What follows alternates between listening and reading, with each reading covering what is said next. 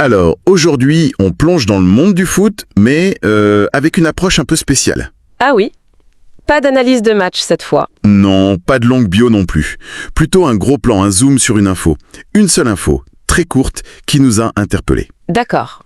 Le genre de news qui passe vite sur les réseaux, c'est ça? Exactement, une annonce brève. Et notre mission, si on peut dire, c'est de prendre ce simple fait et de voir ce qu'il y a derrière. Comprendre sa portée, en fait. Intéressant. Alors, c'est quoi ce fait? Ok, allons-y. Le fait, c'est Mamadou Sarr, joueur sénégalais. D'ailleurs, le petit drapeau SN était bien là dans l'info source. Mamadou Sarr, oui. Eh ben, il fait partie de la liste des 25 finalistes pour le prix Golden Boy 2025. Ah, le Golden Boy. D'accord, voilà. 25 noms seulement pour toute l'Europe. Ça interpelle, non? On va essayer de décortiquer ce que ça veut dire, concrètement. Oui, c'est une super nouvelle pour lui et ça mérite qu'on s'y arrête. Qu'est-ce que ça signifie vraiment, au fond, d'être sur cette liste? Juste un titre honorifique. Alors l'info est confirmée, hein. Mamadou Sarr, finaliste Golden Boy 2025. Pour comprendre ce que ça représente, faut peut-être rappeler ce qu'est le Golden Boy. Oui, bonne idée, même si la source initiale était très brève. C'est ça, le Golden Boy, bon, c'est un prix annuel très sérieux, hein, lancé par le journal italien Tutto Sport. Mais ce qui est clé, c'est le jury. C'est pas juste Tutto Sport, c'est des journalistes sportifs des plus grands médias de toute l'Europe. Ah d'accord, donc c'est pas juste un prix italien. Non, pas du tout. Il récompense le meilleur joueur de foot de moins de 21 ans qui joue dans une première division en Europe. Moins de 21 ans. Voilà. Et la force du truc, c'est justement ce jury pan-européen. Angleterre, Espagne, Allemagne, France, ils votent tous. Donc une reconnaissance assez large, quoi. Exactement. C'est pas juste l'avis d'une ligue ou d'un pays, c'est un consensus qui vient de regards croisés et de cultures foot différentes. Je vois. Donc, être dans cette liste finale de 25, ça veut dire que tu as déjà passé un sacré filtre. Tu es identifié par des experts variés comme un des gros potentiels du continent. Ok, le côté pan-européen donne du poids, c'est clair. C'est pas juste ton club qui dit que t'es bon. C'est ça. Mais au-delà du prestige, qu'est-ce qui rend cette nomination si spéciale ?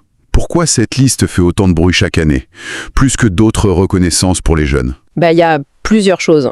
D'abord, le timing. Les moins de 21 ans. C'est l'âge charnière, tu vois, où le potentiel commence à vraiment se voir au haut niveau. Voilà. Mais c'est pas encore la confirmation totale. C'est un peu un pari sur l'avenir, basé sur ce qu'on a déjà vu. D'accord. Ensuite, ça met vraiment l'accent sur le talent individuel, la promesse du joueur lui-même. Même si, le collectif compte, évidemment. C'est une célébration du potentiel brut, de l'éclosion. Une célébration du potentiel, ok. Et puis, il y a l'effet de label, quoi. Le Golden Boy, au fil des ans, il a acquis une réputation. Bah oui, les anciens vainqueurs. Exactement. Quand tu regardes la liste, Messi, Mbappé, Haaland, Bellingham et plein d'autres, le prix a souvent eu raison. C'est vrai que ça impressionne. Même parmi ceux qui gagnent pas, beaucoup font de super carrières. Donc, être sur la liste, c'est entrer dans une catégorie de joueurs dont on attend beaucoup. Ça crée une histoire autour du joueur. Une narration. C'est intéressant, ça. C'est pas juste une ligne sur un CV, alors. Ça change la perception du joueur. Tout à fait. Ça façonne la perception. Même avant d'avoir gagné des grands trophées. Comment ça se voit, cette narration? Dès que l'annonce tombe, le joueur, c'est plus juste le jeune X de tel club. C'est Mamadou Sarr, finaliste Golden Boy. Ah oui, le titre est repris partout, voilà. Médias, commentateurs, fans, tout le monde reprend ça. L'échelle de la conversation change. Son nom circule beaucoup plus, souvent avec des spéculations, son avenir, les comparaisons. Les comparaisons, oui, ça doit pas manquer. Et pour les clubs, surtout les recruteurs, c'est un signal. Un signal fort. Même s'ils le suivaient déjà. Oui, parce que ça agit comme une validation externe. Ça vient d'un panel respecté.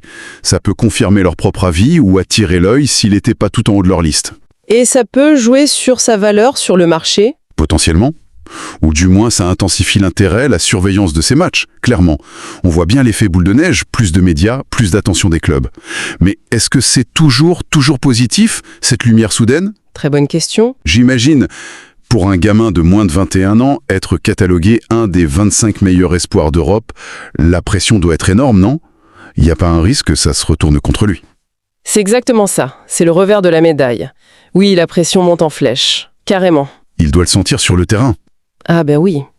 Le joueur sait que chaque match, chaque contrôle, chaque passe, tout sera scruté différemment. Les attentes grimpent.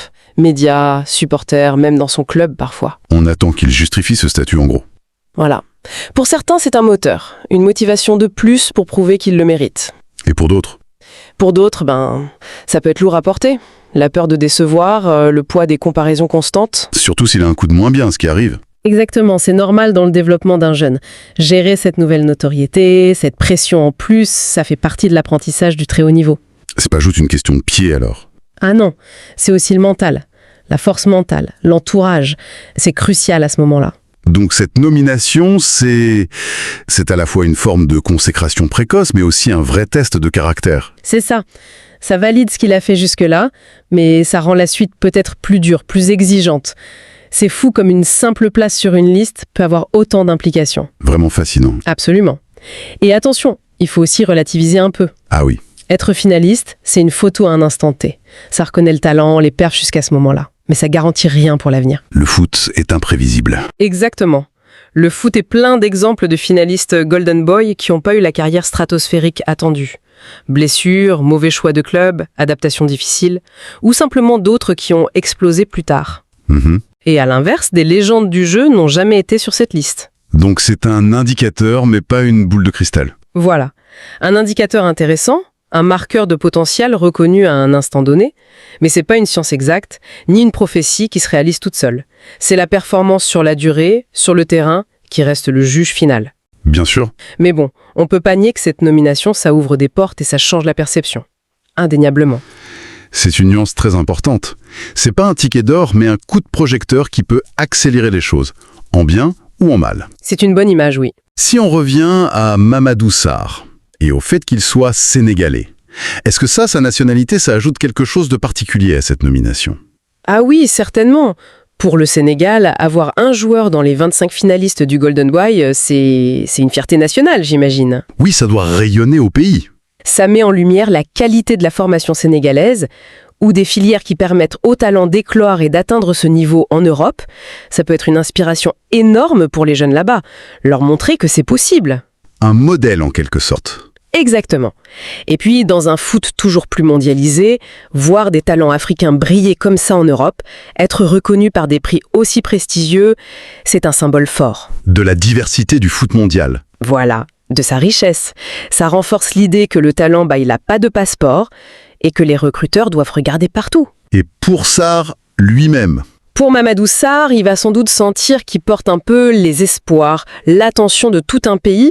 Ça peut être une super motivation, mais aussi, encore une fois, une pression en plus. D'accord. Donc, il y a aussi une dimension collective symbolique liée à l'origine. C'est pas juste l'individu. C'est un point important. Tout à fait. Bon, si on essaie de résumer un peu tout ce qu'on a dit, juste à partir de cette petite info de départ. On peut dire que Mamadou Sarr, dans les finalistes du Golden Boy 2025, même si l'info de base est courte, c'est loin d'être anodin. Clairement pas. C'est une vraie reconnaissance de son talent par des experts de toute l'Europe, ça le met sous les projecteurs, médias et clubs, ça crée une histoire autour de lui, ça augmente les attentes. Un catalyseur potentiel pour sa carrière. Voilà, une étape marquante qui peut catalyser sa carrière, mais qui est aussi un nouveau défi mental.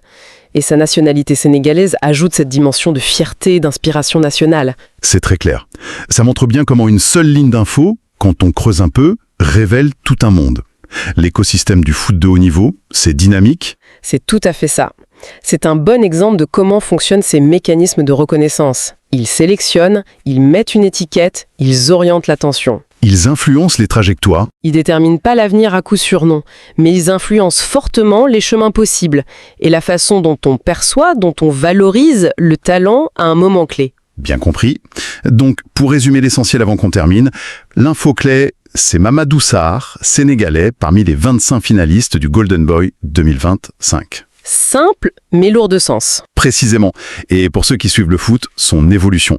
S'arrêter sur ce genre d'annonce, c'est pas juste de la curiosité, quoi. Non, c'est pertinent, tu disais. Oui, c'est pertinent. Parce que ces listes, comme celle du Golden Boy, c'est un peu comme un radar avancé. Un radar avancé, j'aime bien l'image. Ça nous donne des indices sur les joueurs qui pourraient bien être les stars de demain. Qui seront les prochains cracks.